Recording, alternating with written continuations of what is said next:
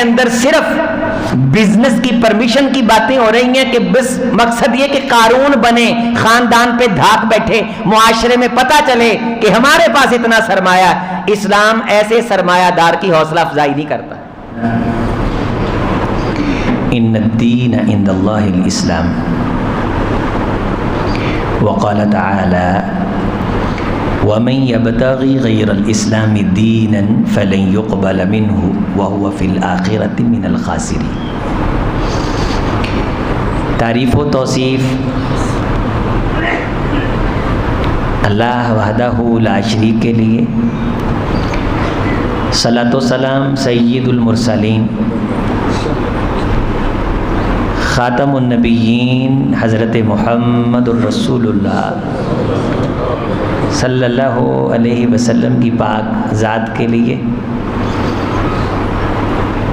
قابل سعادت کریم دوستو، بزرگوں، نوجوان بھائیوں،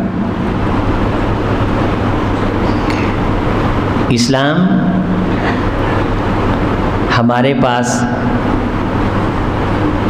زندگی گزارنے اور چلانے کا پورا نظام ہے،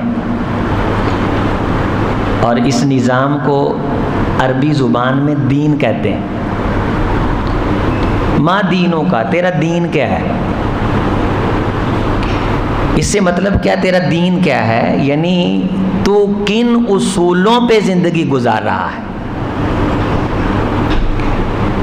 تو دینی الاسلام، میں اسلام کے دیے گئے اصولوں کے مطابق زندگی گزارنے پہ کاربند ہوں، اور میں نے اس پہ حلف اٹھایا ہے اللہ سے اس کا نام لے کے کہ میں تیرے اس نظام میں کسی کو شریک نہیں کروں۔ پھر اللہ نے جتنی انسان کی حیثیت اور اختیار ہے، اس حیثیت اور اختیار کے مطابق اسے ذمہ دار بنایا ہے کہ وہ اس طریقے کو نافذ کرے۔ حکومت اپنی طاقت اور قوت کے مطابق ذمہ دار ہے، ادارے اپنے دائرے قوت اور طاقت کے مطابق ذمہ دار ہیں، میں اور آپ اپنی حیثیت کے مطابق ذمہ دار ہیں۔ اللہ نے مجھے، آپ کو ملک پہ اسلام نافذ کرنے کا ذمہ دار نہیں بنایا، لہذا آپ سے اللہ نہیں پوچھیں گے۔ نمبر 2، آپ یہ کوشش کریں گے کہ میں پاکستان پہ اسلام نافذ کر دوں تو آپ ناکام ہو جائیں گے۔ نمبر 3، حکومت سے ٹکر لیں گے تو باغی قرار پائیں گے۔ یہ اسلامی قانون میں بھی ہے اور ہمارے آئین میں بھی ہے۔ میری ایک حیثیت ہے، میرے بچے ہیں، میری بیوی ہے، میری دکان ہے، میرا کاروبار ہے، اس حیثیت کے مطابق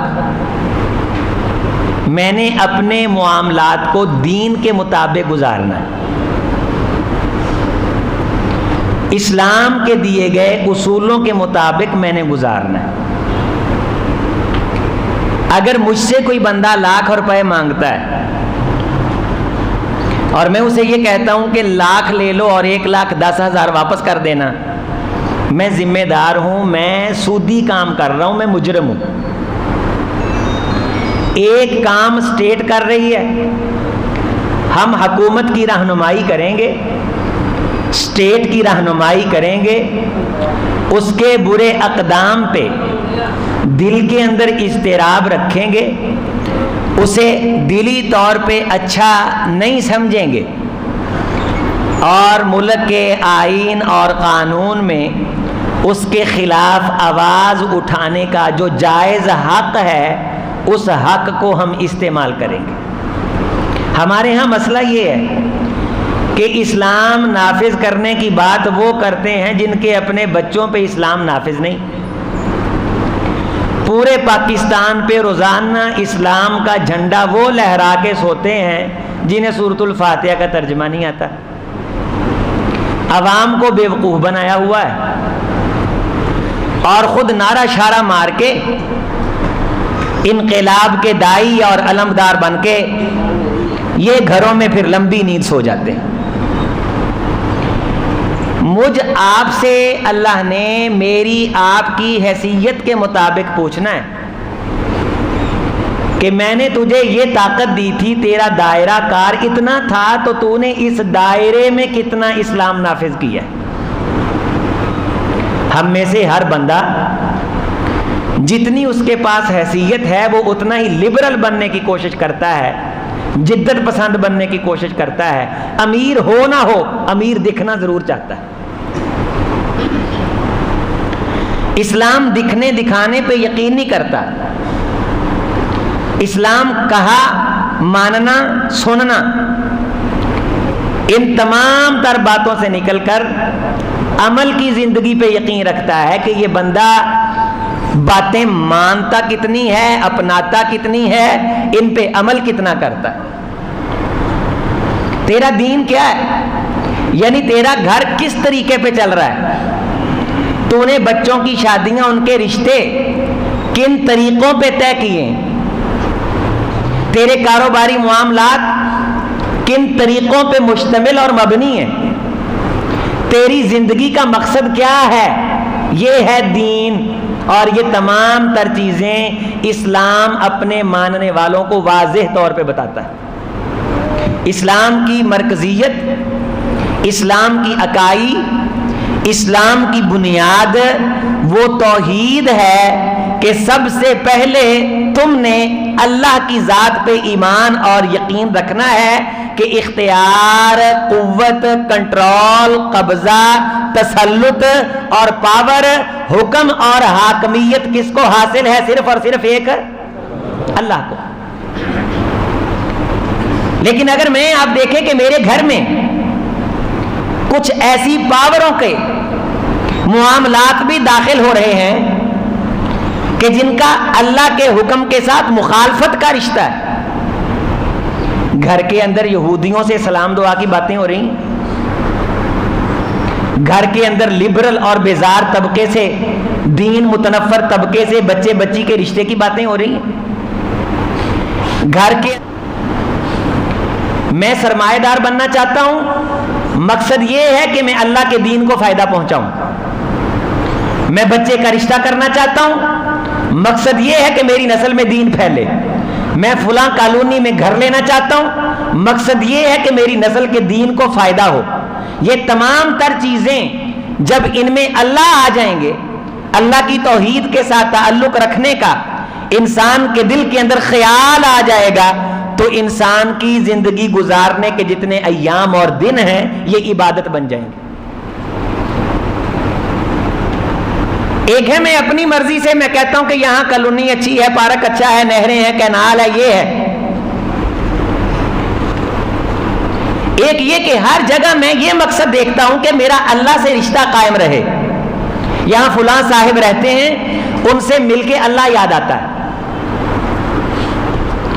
اللہ کی ذات کی بنیاد پہ تعلق قائم کرنا، ہم سب سے پہلے تعلق بنانے میں کس اکائی کو ملحوظ رکھیں گے؟ نبی بعد میں آتے ہیں، ترجیحات ہیں نا، ترتیب ہے۔ سب سے پہلے تعلق، رسول رحمت علیہ السلام نے کیا فرمایا؟ یا اہل الکتاب تعالوا الی کلمۃ سواء بیننا وبینکم الا نعبد الا اللہ ولا نشرک بہ شیئا۔ اے اہل کتاب آؤ، تمہارے اور ہمارے نزدیک اللہ تو ایک ہے نا، تو آؤ ہم اس اکائی پہ اکٹھے ہوتے ہیں۔ مذہبی ہم آہنگی کس بنیاد پہ ہوگی؟ توحید کی بنیاد پہ۔ کس بنیاد پہ؟ سب سے بڑا مخالف اور سب سے بڑا دشمن ہمارا وہ ہے جو اللہ کو چھوڑ کے کسی اور کے در پہ جھکتا ہے۔ دشمنی اور نفرت سٹیپ بائی سٹیپ ہوگی۔ دوسرے نمبر پہ دشمن وہ آتا ہے جو ہمارے نبی کو نہیں مانتا، اور تیسرے نمبر پہ ہمارا دشمن وہ ہے جو صحابہ کو نہیں مانتا. یہ تیسرے نمبر پہ آتا ہے. پہلے نمبر پہ جس کی زندگی میں گھر بار میں توحید نہیں، اس سے رشتہ نہیں ہم کریں گے. پہلی نفرت اس سے جس کی نسل میں شرک ہے. پہلی قطع تعلقی اس سے جو قبر کا پجاری ہے. حضرت یوسف علیہ السلام جیل کے اندر ہیں اور ان کے پاس چند نوجوان خواب کی تعبیر پوچھنے کے لیے آتے ہیں.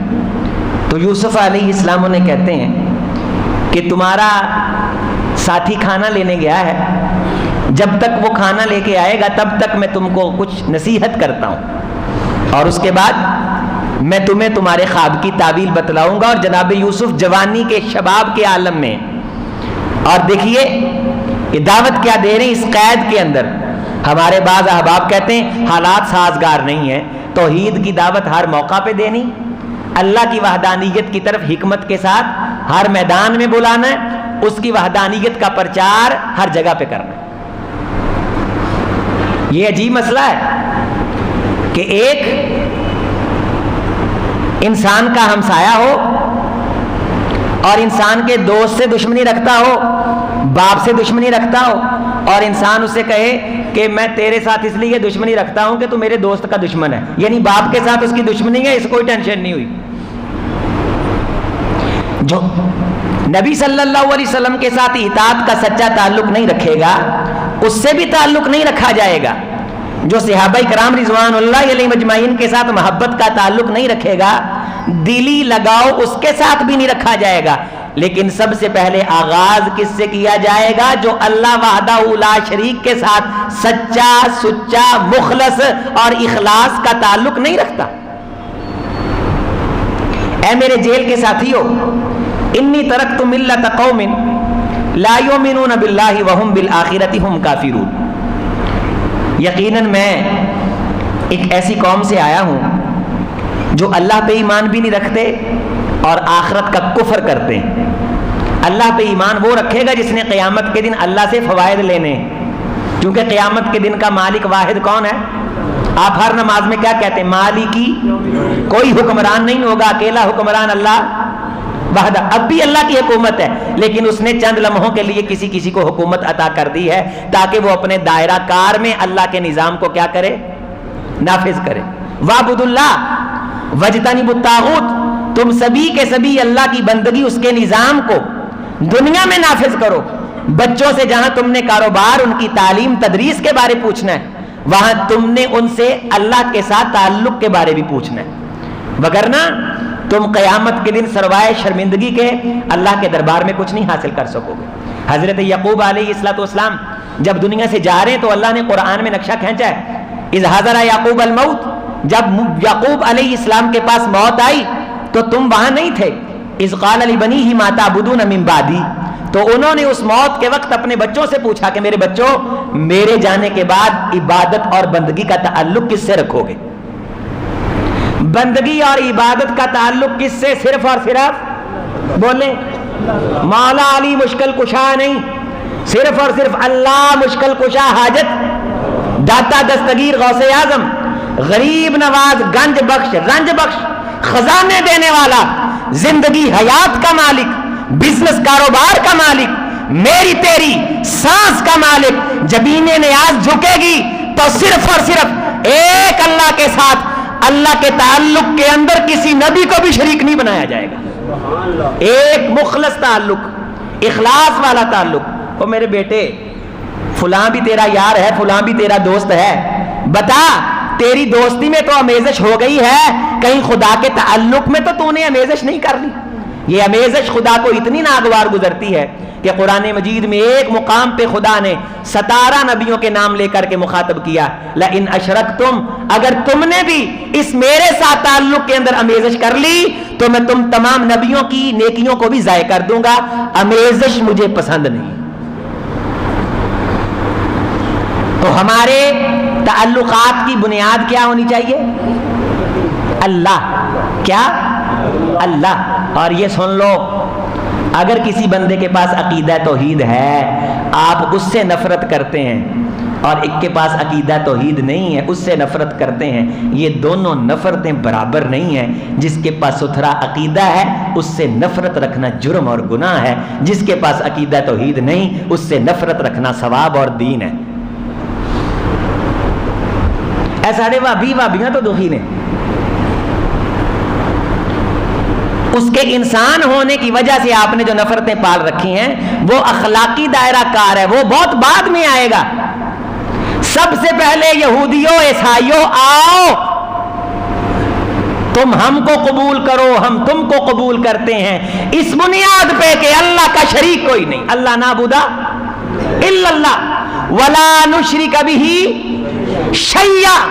آؤ ہم یہ معاہدہ کرتے ہیں کہ ہم اللہ کے ساتھ کسی کو شریک، عزیر اللہ کے بیٹے نہیں، عیسیٰ ابن اللہ نہیں، یہ سبھی اللہ کے بندے ہیں، اللہ کے نبی اور رسول ہیں۔ یہاں موجودہ اس دور میں آ جائیں تو ون سونے آپ کو پیر ملیں گے، پھرن پیر جگتے جمیں برساتی ٹڈیوں کی طرح۔ اور عقیدہ یہ کوئی کہتا ہے، یہ ایک پچھلے دنوں لاسانی سرکار فیصلہ آباد کا کہ کہتا ہے میں ناؤذ باللہ اللہ کا بیٹا ہوں۔ پھر کسی نے خنجر رسید کر دی ہے، کہنے لگا نہیں میں رسول اللہ کا بیٹا ہوں۔ حضرت محمد رسول اللہ صلی اللہ علیہ وسلم کا تو بیٹا تھا ہی نہیں۔ ما کان محمد ابا احد من رجالکم، محمد الرسول اللہ تم مردوں میں سے کسی کے باپ نہیں صلی اللہ علیہ وسلم۔ یہاں کہتے ہیں جی یہ پیر صاحب ہیں، یہ چھو کر کے یہ ٹانگیں سیدھی کر دیتے ہیں، یہ شفائیں بانٹتے ہیں، یہ مشکل کشائی کرتے ہیں۔ یہاں جناب علی ایک دروازہ ہے، اس سے گزرنے سے جنت مل جاتی ہے۔ تمہارے ہاتھوں وہ دروازہ آ گیا جس سے گزر کے تم جنت لے لیتے ہو، تو جن علاقوں میں یہ دروازہ نہیں وہ کیا کریں؟ جنت جانے کا دروازہ۔ رحمت کائنات علیہ السلام نے فرمایا جنت کی کنجی نماز، عقیدہ توحید اس کنجی کے دندانے۔ حضرت ابو ہریرہ رضی اللہ تعالی عنہ نے فرمایا جس بندے کے پاس کنجی نہیں، عقیدہ توحید نہیں، چابی کے دندانے نہیں، اللہ کو مانتا نہیں، اس کے ساتھ اخلاص کا تعلق نہیں، اس کے اندر شراکت کیے پھرتا ہے، قیامت کے دن محروم ہوگا اگرچہ جتنے مرضی بڑے بڑے جھنڈے لے کے آ جائے۔ خاوند اور بیوی کے تعلق میں کوئی شراکت نہیں، کوئی شراکت نہیں۔ اور اسلام کا مزاج دیکھیے، اگر خاوند نے طلاق دے دی ہے تو جب تک عدت نہ گزار لے، ایام نہ آ جائیں، مینسز نہ آ جائیں، تاریخ نہ آ جائے، حیض نہ آ جائے، تب تک وہ آگے نکاح نہیں کر سکتی تاکہ پتہ چل جائے اس کے پیٹ میں پچھلی نسل ہے، کسی کی شراکت نہ ہو۔ خدا تمہیں دنیا میں شراکت سے بچاتا ہے، تمہیں اللہ تنہا کرتا ہے کہ ایک بچے کا ایک باپ ہے، ایک وقت میں دو باپ نہیں، تم غیرت سے جیو اور خدا کے حصوں میں شریک ٹھہراؤ ان بابوں کو جو اپنی موت اور حیات کے مالک نہیں ہے، اور تم جنت کے خواب دیکھو۔ جنت خدا کی خدا سے بڑھ کے غیور کوئی نہیں ہے۔ اس نے سب سے پہلے جنت سے اگر کسی وجہ سے محروم کرنا ہے تو محروم ہونے کی وجہ کفر اور شرک ہے۔ پہلی وجہ شرک ہے۔ اللہ نے اعلان کیا قرآن مجید میں کہ میں نے مشرک پہ جنت کو حرام کیا۔ اے میرے جیل کے ساتھیو، واتبعت ملت آبائی ابراہیم و اسحاق و یعقوب، میں کئی ملتوں کو پے در پے ابزرو کرنے والا، اپنے آبا ابراہیم، اسحاق اور یعقوب، ان سب کی متفقہ پالیسی اعلامیہ دنیا میں آنے کا مقصد یہ تھا ما کان لنا ان نشرک باللہ من شیء، کہ ہم سبھی خاندان گھروں کے اندر یہ آواز تھا ہمارا دنیا میں آنے کا مقصد یہ تھا کہ ہم اللہ کے ساتھ کسی چیز کو شریک نہ ٹھہرائیں۔ ذالک من فضل اللہ علینا، اللہ نے شرک کی نفی اور توحید کے اعلان کا جو ہم سے کام لیا، یہ اللہ کا ہم پہ فضل ہے۔ ساڈے آندے نے آ بھی زمین ساڈی، آ بھی ساڈی، اللہ دا بڑا فضل ہے، اے بھی اللہ دا فضل ہے۔ سب تو پہلا تے وڈا اللہ دا فضل ہے کہ اللہ توحید دا کام لے لے۔ ترجیحات ہیں، ترتیبات ہیں، نظم ہے، ربط ہے۔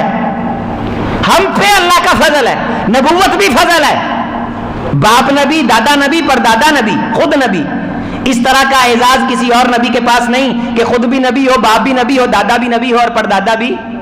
یوسف علیہ السلام نبی، ان کے والد گرامی یعقوب نبی، ان کے والد گرامی اسحاق علیہ السلام نبی، ان کے والد گرامی جناب ابراہیم علیہ السلام نبی. اتنا بڑا اعزاز جناب یوسف بیانی فرما رہے کہ اللہ نے شرک کے بت توڑنے اور توحید کے اعلان کو پھیلانے کا جو ہم سے کام لیا، یہ اللہ کا ہم پہ کیا ہوا. یہاں ہماری ایک وزیر کہہ رہی ہے کہ اللہ کے فضل سے ہم نے 5 فلمیں بنائی ہیں. بڑی بات ہے بھائی. پہلے لوگ ان کے الٹے نام لیتے تھے، غصہ آتا تھا. جب سے یہ بات سنی جی کرتا ہے کہ الٹے نام کے ساتھ ساتھ 2 پولے بھی رسید کرنے چاہیے ایسے احمقوں کے سر پہ جن پہ اللہ کا فضل ہوتا ہے. وہ فلمیں بناتے ہیں. جو مراسی ڈوم کنجر انٹرویو دین بیٹھا انہوں پوچھتا ہے کہ تینوں ڈرامے چ بڑی ویلیو ملی ہو، کہ اللہ نے عزت دیتی. وہ بھی اللہ دے بندے ہو جنہوں اللہ عزت دینا ہے وہ جھکتا مارتا ہے، وہ مراس پونا کرتا ہے. ایک چمٹا بجانے والا انٹرویو دے رہا بھی تیرے بڑے فالور نے چمٹا بڑا سن دے، وہ آندا اللہ دا فضل ہے. اللہ دی جے فضل ہوے وہ چمٹے بجاوندا. ایک ڈھولکی والے دا انٹرویو پوچھتا بھی تو ڈھولکی بڑی جنابے لی ہیں دنیا تینوں بڑی سن، یہ اللہ کا فضل ہے. ہم نے اللہ کے فضل سے کہتی 5 فلمیں بنائی، سینما بند پڑا تھا، 5 فلمیں بنائی اللہ کے فضل سے. یہ تو شیطان کا فضل ہے بھائی. یہ تو شیطان کی یاری ہے، یہ تو خدا کے غضب کی علامت ہے، اللہ کی لعنت کی نشانی ہے کہ تم نے شیطانی کام کیا. فضل اللہ کا یہ ہے، نبی بتائیں گے، قرآن بتائے گا، دین اسلام بتائے گا. ہم نے اتنے قبروں پہ سجدے بند کر دیے، اب ٹیلی ویژن پہ آ کے کہہ اللہ کا فضل ہے. ہم سے اللہ نے توحید کا کام لیا، اللہ تعالیٰ نے شرک کے بت ہم سے گروائے. یوسف علیہ السلام اپنے دوستوں کو کہہ رہے ہیں کہ یہ ہم پہ اللہ کا فضل ہے. وَعَلَى النَّاسِ، اور لوگوں میں سے اللہ یہ کام جس سے لے لے وہ بھی یہ سمجھے کہ اس پہ اللہ کا فضل ہے. وَلَكِنَّ، یہ آیت میرے ساتھ پڑھیں آپ کو لطف آئے گا. وَلَكِنَّ اکثر الناس لا یشکرون، بعض بندیاں کو اللہ ایڈا وڈا کام لے لیندا ہے انہاں نو شکر ادا کرن دا پتہ ہی نہیں کہ یہ بھی کاماں چوں کام میں، یہ بھی کاموں میں سے کام ہے. یا صاحب السجن، اے میرے جیل کے ساتھیو، ارباب متفرقون، کیا الگ الگ بکھرے ہوئے خدا بہتر ہیں، خیر ام اللہ الواحد القہار، یا اکیلا ایک واحد زبردست قہار اللہ بہتر ہے. ما تعبدون من دونہ الا اسماء سمیتموها انتم وآباؤکم ما انزل اللہ بها من سلطان، تم خدا کو چھوڑ کے جن کی تم اور تمہارے آباء عبادت کرتے ہو، تم نے اپنے ذہنوں میں انہیں خدا تراش رکھا ہے، اپنی مرضی سے تم نے ان کے نام رکھ کر کے کسی کو کیا کام سنوارنے والا، کسی کو کیا کام سنوارنے والا تم نے پکارنا شروع کر دیا ہے. اے میرے جیل کے ساتھیو، اس بات کی کوئی دلیل تمہارے پاس نہیں کہ یہ مشکل کشا حاجت روا ہیں جس اللہ کی طرف میں بلا رہا ہوں، کائنات اللہ کی، زمین اللہ کی، نطفے سے انسان کی شکل دے کر کے بندہ بنانے والا اکیلا رب ہے. لہٰذا میں تمہیں یہ دعوت دیتا ہوں، سجدہ صرف اس ایک اکیلے اللہ کو روا ہے، مشکل کشا حاجت روا وہ اکیلا ایک اللہ ہے. طواف اس کے لیے، نظر اس کے لیے، نیاز اس کے لیے.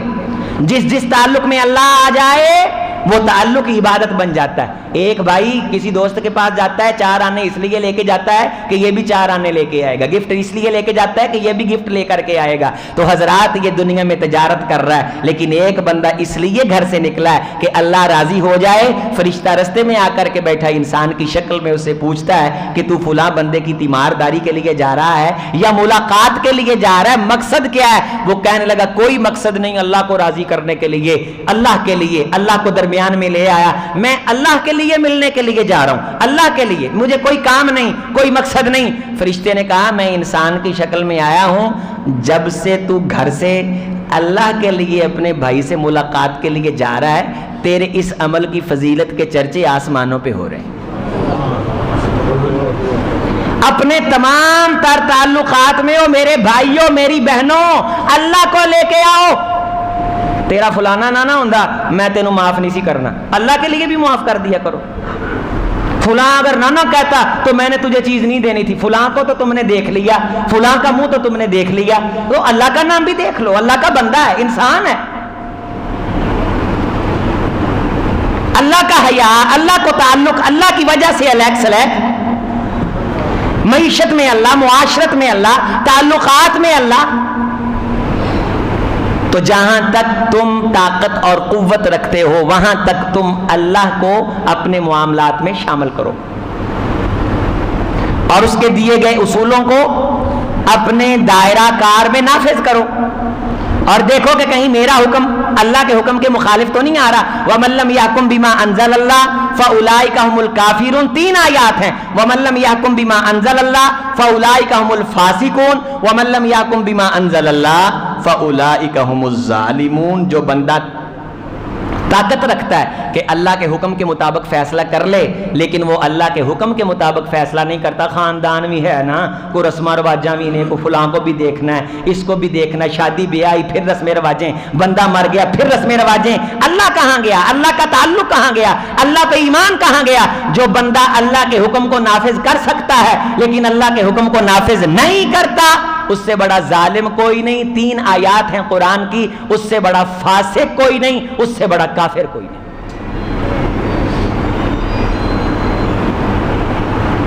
ہمارے بعض بھائی یہ فوتگی کے بعد فوراً یہ کل خانی کا جو اعلان کر دیتے ہیں، اس میں تو حکومت ہمیں مجبور نہیں کرتی۔ یہاں میرا کوئی بھائی ہے، کوئی ساتھی ہے جو کہے کہ بھئی حکومت مجبور کرتی، حکومت سختی کرتی ہے کہ کول خانی کرواؤ؟ یہ میاں چنوں میں کوئی ایسا ہے، کوئی تھانہ کچہری مداخلت کرتا ہو کہ کول خانی کرواؤ؟ بولیں تو صحیح یار، کسی بات کا جواب تو دیا کرو، ہے کوئی؟ اچھا یہ کیوں کرواتے ہیں؟ اللہ نے کہا ہے،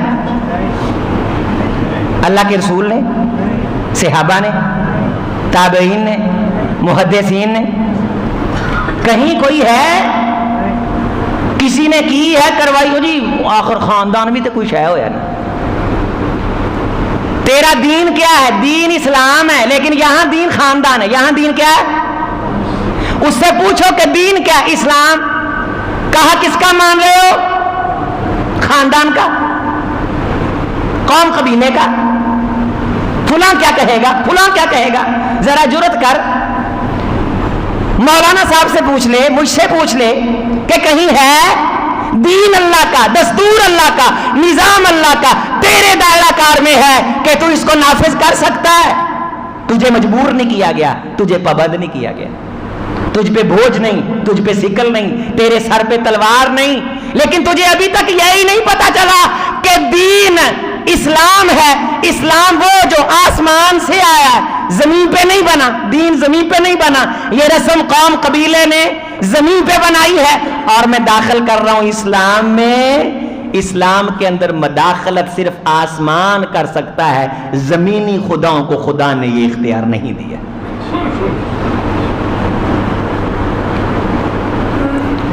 دلیری کر، جرت کر، پوچھ، کوشش کر۔ تعلق رب کی وجہ سے، تیرا دین اسلام ہے، دستور اسلام ہے، نظام اسلام ہے۔ یعنی میں نے آپ کو سمجھایا ہو میرے عزیزوں، میرے بھائیوں، میرے پیاروں، اللہ آپ کی زندگیوں میں برکتیں دے، میں نے آپ کو دین کی بڑی آسان ڈیفینیشن سمجھائی ہے۔ تیری زندگی گزارن دا طریقہ کی ہے، اینو عربی چ کہندے نے تیرا دین کی ہے۔ دین اسلام، ایمان اسلام، قربان محمد رسول اللہ صلی اللہ علیہ وسلم پہ، لیکن دین پہ عمل کرنے کی باری آئے تو پھر خاندان مذہب اور اسلام بن جائے۔ یہ جو تم نے دین بنا رکھے ہیں یہ صرف تمہاری ذہنی اختراعات ہیں، رب اور رب کے رسول کا یہ دیا ہوا نہیں ہے۔ ان الحکم الا للہ، میرے بھائیوں فیصلہ صرف اور صرف اللہ کا چلے گا۔ امارا اللہ تعبدوا الا اياه، اس اللہ نے حکم دیا ہے کہ بندگی صرف اور صرف اسی کی خالص ہو کر کے کی جائے گی۔ ذالک الدین القیم، یہی سیدھا دین ہے۔ ولکن اکثر الناس لا یعلمون، لیکن اکثر بندے اس بات کا علم ہی نہیں رکھتے کہ سیدھا سیدھا دین کہندے کنوں نے۔ ہماری بھی بات سیاسی مجبوریاں ہوتی ہیں، ہم بھی ایسے فنکشن اور ایسے ایونٹ اٹینڈ کر لیتے ہیں، یا تو آپ دعوت دینے کے لیے جائیں، وہاں لوگ اکٹھے ہیں، ان کے اکٹھ کا فائدہ اٹھا کے انہیں آپ قرآن اور حدیث کی بات سنائیں اور ان تک دین کا پیغام پہنچائیں۔ اسلام جینے سے لے کے مرنے تک، افراد سے لے کے حکومت تک، تمام تر اسلوب طے کرنے کے طریقے بتاتا ہے، اصول طے کرنے کے طریقے بتاتا ہے. اور جب ہم ان اصولوں سے نکلتے ہیں تو سوائے دنیاوی نقصان کے ہمارا اور کچھ نہیں ہوتا، چونکہ اللہ سے بڑھ کے ہمارا خیر خواہ کوئی نہیں ہو سکتا. اللہ کے رسول صلی اللہ علیہ وسلم سے بڑھ کے ہمارا خیر خواہ کوئی نہیں ہو سکتا. یہ پھر ابھی میت والوں کو غم ہوتا ہے، افسوس ہوتا ہے، تو ہم سپیکر پہ اعلان کر دیتے ہیں روٹی کھا کے جائے جی، روٹی کھا کے جائے جی. یہ روٹی کا تعلق ہے یا اللہ کے لیے ہے؟ قبر پہ مٹی پوری پڑی نہیں ہوتی تو بوٹیوں پہ جھگڑے ہو رہے ہوتے ہیں. چکن مٹن بیف پہ باتیں ہو رہی تھی، فلاں مریا تو ایڈی سونی ہونا روٹی کھوائی سے روٹی چاہیے نہیں بنائی. یہ ہمارے معاشرے کے رجحانات کی عکاس چیزیں. ہم تو خدا کے لیے کسی مرے کو معاف کرنے کے لیے تیار نہیں، زندے کو ہم نے 10 روپے کیا چھوڑنے اللہ کے لیے. آپ علیہ الصلوۃ والسلام نے فرمایا اگر کوئی بندہ کسی سے قرض لینا ہے، درمیان میں اللہ کو لے آتا ہے، جا میں نے تجھے اللہ کے لیے چھوڑا، تو قیامت کے دن اس کے وہ گناہ جو ناقابل معافی تھے اللہ معاف فرما دیں گے. زندگی کے کسی معاملے میں اللہ کے کہے پہ ڈٹ کے تو دیکھ بھئی اللہ یہ کہتا ہے، حدیث میں یہ ہے، نہیں پھر میں نہیں کروں گا. سارا خاندان تیرا مخالف ہو جائے تو استقامت اختیار کر، اللہ کی قسم تو تنہا نہیں مرے گا، تیرے ساتھ جگ ہوگا، خدا ہوگا، خدا کی خدائی ہوگی. سٹینڈ لے، کھڑا ہو. تو ڈرتا ہے کہ تو خاندان میں اکیلا رہ جائے گا. یہاں اکیلا یوسف علیہ السلام جیل میں بیٹھا دعوت دے رہا اور توحید کی دعوت دے رہا. مال کمانا صرف اس لیے کہ میں دنیا میں قارون بن جاؤں، یہ انسان کو قارون بنائے گا. لیکن اگر کوئی انسان بزنس مین ہے لیکن ساتھ میں وہ اس پیسے کو اللہ کی توحید کے لیے استعمال بھی کرتا ہے، دعوت کے کام پہ بھی لگاتا ہے، اگر آپ کو اللہ نے یہ توفیق دی ہے کہ آپ کماتے بھی ہیں اور اس کمائی میں سے زکوٰۃ کے علاوہ آپ پروجیکٹ سمجھ کے اللہ کی توحید کی آواز کو پھیلانے کے لیے، دروس کو پھیلانے کے لیے، قرآن مجید کی تفہیم کو پھیلانے کے لیے اگر آپ کام کر رہے ہیں، آپ کا یہ پیسہ کمانا عبادت ہے. اگر زندگی بیت گئی ہے صرف بچے ہی پالے نے، رب دے رسول دا حق مال چ پتہ ہی نہیں، یہ پیسہ پھر سپ بنے گا، مگر لگے گا گنجا بن کے. انا کنزو کا انا مالو کا، یہ کہے گا میں تیرا کنز ہوں، میں تیرا مال ہوں. یحما علیہا، اللہ اسے گرم کر کے داغیں گے، اس کی جبین کو فتقوا بیہا جباہہم وجنوبہم وظہورہم ھذا ما کنزتم، یہ وہ خزانہ ہے جسے تم جمع کر کر کے رکھتے تھے اور تمہیں کوئی خیال نہیں آیا کہ اس مال کے ساتھ میں نے رب کی دعوت پہ بھی کچھ خرچ کرنا. تیرا روپیہ پیسہ تیرے لیے وبال ہے اگر تیری دسترخوان پہ رب کے لیے کوئی غریب نہ بیٹھا، تیرے گھر سے کسی غریب کا بھلا نہ ہوا، تیرے بچوں کے دل میں کسی اللہ والے کا پیار نہ آیا اور اس نے توحید کے پروجیکٹ پہ خرچ نہ کیا، تیرے پیسہ کمانے پہ افسوس مجھ سے زیادہ تجھے خود کو ہوگا. اللہ تعالیٰ نے یہ ایک مقام میں آپ کے سامنے رکھ کے بات کو آگے بڑھاتا ہوں. تو اگر یہ اے نبی تمہاری دعوت کو قبول نہ کریں تو انہیں بتاؤ انما انزل بعلم اللہ، اللہ نے یہ کتاب اپنے علم سے نازل کی ہے اور اس کا علم جو اس کتاب میں آیا ہے اس کی بنیاد یہ ہے وَأَلَّا إِلَٰهَ إِلَّا هُوَ، کہ اللہ کے علاوہ کوئی الہ نہیں. فَهَلْ أَنْتُمْ مُسْلِمُونَ، کیا تم اس بات کو قبول کرتے ہو؟ چونکہ اسی بات کو قبول کرنے کا نام اسلام ہے. من کان یرید الحیات الدنیا، جو اس دعوت کے ساتھ تعلق نہیں رکھتا، صرف دنیا اس کا مقصد ہے، دنیا اس کا ارادہ ہے، اس کے بزنس کا خیال اور تصور صرف اس لیے ہے کہ صرف دنیا دنیا دنیا حاصل ہو، تو اسے سن لینا چاہیے. نوفی الیہم اعمالہم فیہا وہم فیہا لا یبخسون، ہم اس کی کوشش کا بدلہ پورے کا پورا اس کو دنیا میں دے دیں گے، اس کے بدلے میں کمی نہیں کی جائے گی. اولئک الذین لیس لہم فی الآخرۃ الا نار، آخرت میں سوائے آگ کے ان کے لیے کچھ نہیں ہے. وَحَبِطَ مَا صَنَعُوا فِيهَا وَبَاطِلٌ مَا كَانُوا يَعْمَلُونَ، یہ دنیا میں جتنے عمل کر کے ہے تمام تر ضائع ہو جائیں گے اگر ان کے بزنس میں توحید شامل نہیں ہے، اللہ شامل نہیں ہے، اللہ کا تعلق بنانے کے ارادے شامل نہیں ہیں، اللہ کی دعوت کو عام کرنے کی فکر شامل نہیں ہے. پھر اللہ تعالیٰ نے یہ پورا رکوع ہے آخر میں جا کے فرمایا مثل الفریقین کالاعمی والاصم، دو گروہوں کو مثال ہے، ایک اندھا ہے ایک دیکھتا ہے، ایک بوڑا ہے ایک سنتا ہے، ایک کو سنتا نہیں ایک کو سنتا ہے، ایک دیکھتا ہے ایک دیکھتا نہیں۔ یہاں دیکھنے والا اس کو کہا ہے جو اپنے بزنس میں سے اللہ کا تعلق دیکھتا ہے کہ میں نے اس کے ساتھ اللہ سے تعلق مضبوط کرنا ہے۔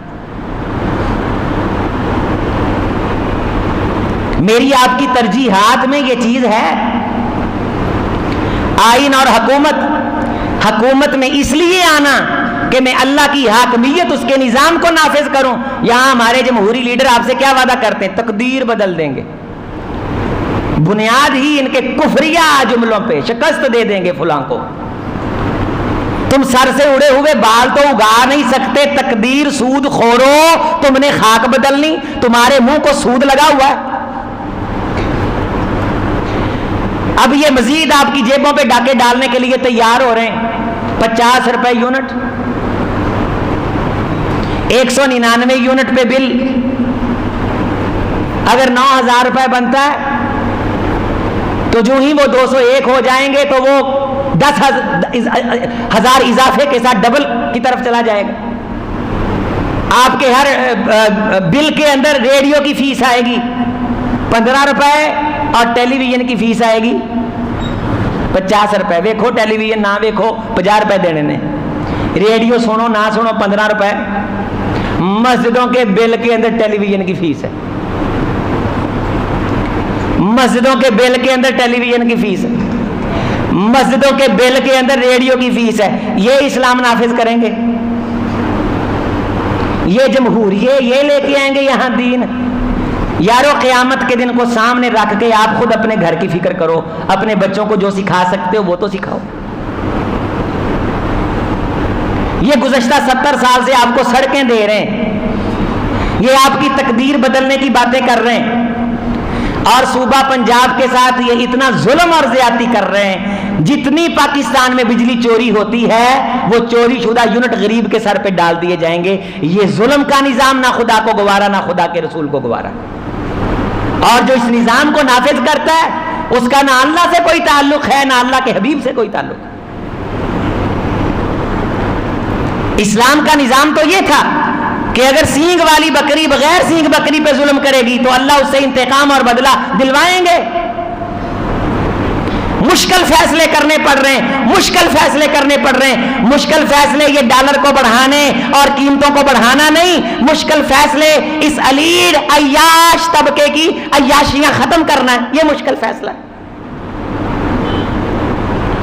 جس کا تعلق اللہ سے ہوتا ہے، وہ اپنے گھر کے اندر کوئی ایسی چیز نہیں لے کے آتا جس کے ساتھ اللہ سے اس کے تعلق میں فرق آ جائے۔ حضرت ابوبکر صدیق سب کہیے رضی اللہ تعالی گھر تشریف لائے، حلوہ بنا ہوا تھا، پوچھا یہ کیسے بنا لیا؟ کہ امیر المومنین اسپیشل پے تو کوئی آئی نہیں، لیکن روزانہ کے راشن سے ایک مٹھی آٹا ہم بچا لیتے تھے، اور جب وہ اتنا ہوا کہ اس کو دے کے میٹھا خرید سکیں، ہم نے وہ دے کے بیچ کے اس کے عوض حاصل ہونے والے روپے سے یہ میٹھا اور اس کا سامان خریدا ہے۔ اچھا، اس کا مطلب ہے کہ روزانہ کے راشن سے ایک مٹھی کم ہو تو گزارا ہو سکتا ہے، امیر المومنین کے گھر میں میٹھا پکے اور غریب کے گھر میں نہ پکے۔ خدا قیامت کے دن پوچھے میں شرمندہ ہوں، یہ میٹھا میرے اور خدا کے درمیان فرق لا رہا ہے، لہذا آئندہ سے راشن سے ایک مٹھی کم آئے گی۔ یہ سارے جتنے آپ کے حکمران ہیں، یہ زرداری، یہ نون لیگ پارٹی، یہ دوجیاں تیجیاں، سارے جمہوریے، یہ سودیے، یہ سود خورے، یہ سارے یہ 70 سال کے ہیں، ان کو نہ قبر یاد، ان بے شرموں کو نہ حیا، نہ کوئی غیرت، نہ کوئی ایمان، کسی قسم کی ٹینشن نہیں۔ ساڈی اتنے قوم نہ دکھاتا لڑنے واسطے مرنے واسطے تیار ہے، اللہ والے کے لیے لڑو۔ تقدیر بدل دیں گے، تقدیر بدلو، اپنے سر پہ اترے ہوئے بال تو لے آؤ، تقدیر بدلو گے؟ یہ جملہ صحیح نہیں، تقدیر اللہ کے ہاتھ میں، تم کوشش کرو۔ یہ سود کا انجام اللہ کے خلاف اعلان جنگ، فَأَذَنُوا بِحَرْبٍ مِّنَ اللَّهِ وَرَسُولِهِ۔ حکومت آفدہ دا لاؤن تے، IMF آفدہ دا لاؤن تے موبائل ایپ والے وقت بر وقت ایپ، ہاں جی، لون، سود خور، منہ کو سود لگا ہوا ہے، ایپیں بنائی ہوئی ہیں، بر وقت آپ کو یہ دے گی 20,000 روپے. کتنا؟ 20,000 روپے دے گی. اسلام لے کے آیا تھا قرض کا نظام. کیا لایا تھا؟ من ذا الذی یقرض اللہ قرضا حسنا. جب رسول اللہ صلی اللہ علیہ وسلم مدینہ طیبہ تشریف لائے، یہودی مستحکم تھے، مسلمان غریب تھے. آپ نے کسی مسلمان کو کہا کہ حالات ٹھیک نہیں ہیں، یہودیوں سے سود پہ پیسے لے لو؟ کہا آپ نے؟ نہیں. آپ نے ان لوگوں کو جو یہودیوں کی معیشت میں جکڑے ہوئے تھے کہا تھا اس تھوڑے میں سے ان کو قرض دو اللہ کے لیے، یہ تجارت کریں. پھر وہ قرض دے کے اتنا ہی جب انہوں نے وصول کیا، انہوں نے کاروبار کیا، اللہ نے پیسے کی لہریں بحریں لگا دیں. یہودیوں کے چنگل سے چند مہینوں کے اندر میرے محمد نے مسلمانوں کو آزاد کروا دی صلی اللہ علیہ وسلم. ہمارے پاس ریاست ہے، نظام ہے. اسلام کا نظام یہ کہ پہلے یہ نظام بناتا ہے، پھر یہ ریاست کے خواب دکھاتا ہے کہ ریاست بعد میں، نظام پہلے. بچہ نوجوان ہو، شادی کے قابل ہو، پھر شادی کرنی ہے. شادی کے قابل نہیں، شادی کروا کے بعد میں علاج نہیں کروانا. اسلام روکتا ہے. اسلام کہتا ہے پہلے استطاعت پیدا کرنی، نظام بنانا ہے، اپنے سسٹم کو مینج کرنا ہے. اگر حکومت میں آ کے تم چلانے کی طاقت نہیں رکھتے تو آتے کیوں ہو؟ کرسی ہے تمہاری، جنازہ تو نہیں ہے. کچھ کر نہیں سکتے تو اتر کیوں نہیں جاتے؟ جی بڑے مشکل فیصلے کرنے پڑ رہے ہیں. نہ آؤ. تم نے قیامت کے دن اللہ کے سامنے کھڑا نہیں ہونا. حضرت محمد رسول اللہ صلی اللہ علیہ وسلم کو چہرہ نہیں دکھانا. سود ایک کا لاکھوں کے لیے مرگ مفاجات. ظاہر میں تجارت ہے، حقیقت میں جوا ہے. 20,000 لیا. کتنا بھائی؟ سود پہ کتنا لیا؟ ایپ پہ 20,000. اب روزانہ کا سود پڑ رہا ہے 2,000 روپے. ایک مہینہ اگر 20,000 نہیں دیا تو سود کتنا پڑ گیا؟ وہ 20,000 وہیں کھڑا ہے. وہ 20,000 اتنی بڑی اماؤنٹ بن گیا کہ اس کا انجام 20,000 لینے والے نوجوان کی خودکشی پہ مکمل ہوا. لیکن مرنے والا مر گیا. یہ ایپ، یہ لون، یہ سسٹم بالکل یہی صورتحال من وان IMF کی ہے. اسی آنے نے شہباز شریف نے بڑے گیڑے لائے نے، انہیں بڑی بھج نس کیتی ہے، انہیں دن نہیں ویکھیا، انہیں رات نہیں ویکھی. اے IMF پروگرام لین چ کامیاب ہو گیا. کیا بات ہے؟ ہر ٹھیے ٹھپے تھے. اسی اس گل دی تری کی لین چ کامیاب ہو گیا؟ اگلی گل بھی دسو. کیا لینے میں کامیاب ہو گیا؟ پاکستان ڈیفالٹ کر رہا تھا، پاکستان یہ کر رہا تھا. خدا کی قسم سود سے جان اعلانیہ طور پہ چھڑا لیں. خدا کا یہ وعدہ ہے تم ڈیفالٹ نہیں کرو گے. میرے بھائی، میں نے کہا کہ ہم جمہوری اس ملک، اچھا یہ میں جتنی باتیں کر رہا ہوں آئین اور قانون مجھے اس کی اجازت دیتا ہے. آئین اور قانون مجھے اس کی اجازت دیتا ہے. میں مداخلت نہیں کر رہا، میں کراہت کا اظہار کر رہا ہوں، میں ناگواری کا اظہار کر رہا ہوں. میں سود خوری کے اس دندے پھندے کو اچھا نہیں سمجھتا. میں مسجد میں آئے اللہ اور اس کے رسول کی بات سننے والوں کو اللہ اور اس کے رسول کی تعلیمات سنا رہا ہوں. میرا فرض، میرا حق ہے. میرا ملک مجھے یہ اختیار دیتا ہے کہ ہم یہ آواز اٹھاتے ہیں اور ان حکمرانوں سے یہ مطالبہ کرتے ہیں کہ تم پاکستان کے اندر شفافیت کا اور اپنے کاروبار اور بزنس کا، بزنس مین کو تنگ نہ کرو، ناجائز ٹیکس ان کے سروں پہ سوار نہ کرو. ہم نے پچھلے دنوں ایک ڈاکومنٹری وہ لگائی ہے مختلف پیجوں پہ. اسلام آباد کا جو ٹول پلازا ہے اور لاہور کے بڑے جو دو تین ٹول پلازے ہیں، اگر ایمانداری ان کے اندر آ جائے تو پاکستان سالانہ بے شمار ترقی کر سکتا ہے. ہر جگہ تو خیانت اور رشوت آئی ہوئی ہے، ہر جگہ تو اپنا ذاتی مفاد ہے. جب اللہ اور اس کا رسول آئیں گے نا درمیان میں کہ اللہ یہ کہتا ہے لہٰذا اسی طرح کرنا ہے. کوئی افسر اپنی ڈیوٹی سمجھ کے نہیں کرتا. تو تمام تر ذمہ داران میرے اپنے سمیت بزنس مین کیا کرتا ہے کہ اللہ تعالیٰ کہتا ہے کہ حق کے ساتھ چلو. اللہ تعالیٰ فرماتے ہیں ریاست سے جھوٹ نہ بولو. ریاست کو اللہ کہتے ہیں ریاست ماں ہوتی ہے، ریاست ظلم نہ کرے. ریاست زیادتی کرتی ہے کہ بے جا ٹیکس بنا دیتی ہے. اب بزنس مین کا وکیل کر لیتا ہے، اس کا ٹیکس بنتا ہے 12 لاکھ، وکیل ہونی کہتے ہیں 70,000 سانو دے اسی تیری لاکھ سے جان چھڑانے. یہ سب اللہ سے دوری کے نتائج ہیں میرے بھائی. سب اللہ سے دوری کے نتائج ہیں. اور میں محرم کے مہینے میں خاص طور پہ اس موضوع کو ڈسکس کر رہا ہوں کہ اصل بنیادی موضوع ہمارا یہ ہے کہ ہم اللہ کے بارے لوگوں کو واقف کریں، اس وحدائی یکتائی پہ لوگوں کو اکٹھا کرے۔ بریلوی بریلوی رہے، ہمیں کوئی نقصان نہیں، دیوبندی دیوبندی رہے، ہمیں کوئی نقصان نہیں۔ نقصان ہوتا ہے جب اللہ کو چھوڑ کے کسی قبر پہ جھکا جاتا ہے۔ تو میرے بے شمار ایسے دوست ہیں بریلوی جنہیں اللہ نے شرک سے پاک کیا ہے، ان کے دوسرے تیسرے اعمال کے اندر کوئی کمی کوتاہی ہو سکتی ہے، وہ قابل برداشت بھی ہو سکتی ہے، شرک اللہ کے ہاں قابل برداشت ہے۔ میرے بے شمار دیوبندی دوست ہیں، ان کے اندر آپ کہہ لیں کہ عملی طور پہ ایک موقف ہے، رسول گرامی علیہ السلام سے 2 روایات آئی ہیں، ایک کی سند ذرا مضبوط ہے، ایک کی کمزور ہے، وہ کمزور پہلو کی طرف چلا گیا، لیکن توحید کے حوالہ سے وہ بالکل مصفا صاف ہے، اس کی زندگی میں شرک نہیں ہے۔